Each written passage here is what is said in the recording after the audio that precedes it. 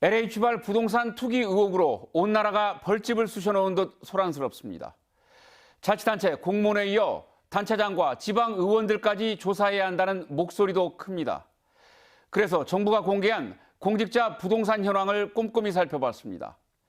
아니나 다를까 2주택 이상 보유한 단체장이 적지 않았고 일부 도의원은 투기 의혹을 떨치기 어려웠습니다.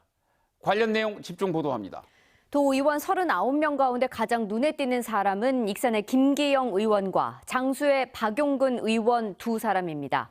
김기영 도의원은 가족과 함께 30여 건의 부동산 지분 투자를 했습니다. 박용근 도의원은 건물만 9채로 주거용이 최소 8채나 됐습니다. 먼저 이승환 기자입니다. 지난 2006년 12월 토지거래 허가구역으로 묶인 고군산 군도입니다. 2010년 방조제까지 개통되면서 투기붐이 일었던 이곳에 김기영 도의원은 2014, 15, 16년에 걸쳐 여러 필지의 땅을 사들였습니다.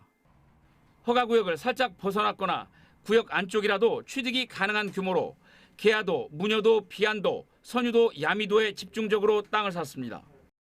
전일 경우에 500제곱미터 이상은 허가를 맡아야 되고 500제곱미터 밑에는 허가를 안 맡아도 돼요. 그냥 실거래 신고를 하면 돼요.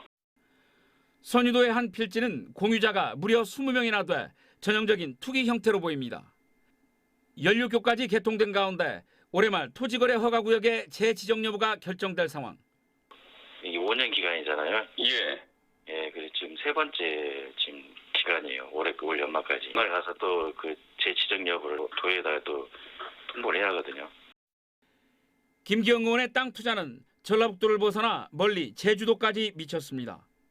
제주도 한경면 고산리와 판포리에 집중된 투자는 김 의원의 아내뿐만 아니라 당시 10대였던 두 딸까지 동원됐습니다. 눈여겨볼 대목은 여기서도 가족들이 철저히 지분을 나눠 가졌다는 겁니다. 세 필지의 땅은 본인과 배우자가 적게는 10분의 1에서 많게는 4분의 1씩 소유했고 판포리 2504-1번지 땅은 네 가족이 지분을 갖고 있습니다. 세무사가 본업인 김 의원이 전공을 살려 양도세를 낮추기 위한 절세 전략으로 해석됩니다. 보면 이 사람은 그것을 어떻게 활용하고 사용하기 위해서 샀다기보다는 파는 것까지 염두에 둔 양도 차익을 노린. 실제로 제주도 한경면은 2016년 한 해에만 공시지가가 40%나 올라 중국 자본까지 몰렸던 제주에서도 두 번째로 높은 상승률을 기록했습니다. 김 의원은 자신이 산 건 대부분 100평 미만의 작은 땅으로 여유가 있을 때 조금씩 샀고 맞벌이여서 아내와 공유했다고 설명했습니다. 제주도는 노년 대비용이라고 말했습니다. 순수한 마음으로 나중에 혹시 노년에 제주도에다가 혹시 이렇게 좀 가보면 어떨까 하는 그 친구와 그런 마음으로 샀었는데. 김 의원의 땅 사랑이 남다르다면 박용근 의원은 건물 투자가 눈에 띕니다. 박 의원은 도청 앞에 2억 원짜리 오피스텔을 한 채 보유하고 있다고 신고했습니다. 전주 중화선동에는 5억 원짜리 연립, 호성동에는 배우자 명의의 아파트도 있습니다. 박 의원 부부가 보유한 건물은 모두 9채, 서울 강남과 전주에 2채 오피스텔이 있고 연립주택과 아파트, 단독주택도 전주와 장수에 각각 2채씩 보유하고 있습니다. 흥미로운 건 주요 건물마다 돌려줘야 할 전세 보증금이 있고 금융권 채무까지 포함하면 14억 원이나 돼 결국 보증금을 안고 건물을 사는 갭 투자가 의심됩니다. 전형적인 부동산 임대업 등록을 하고 갭 투자를 한 그런 전형적인 예죠.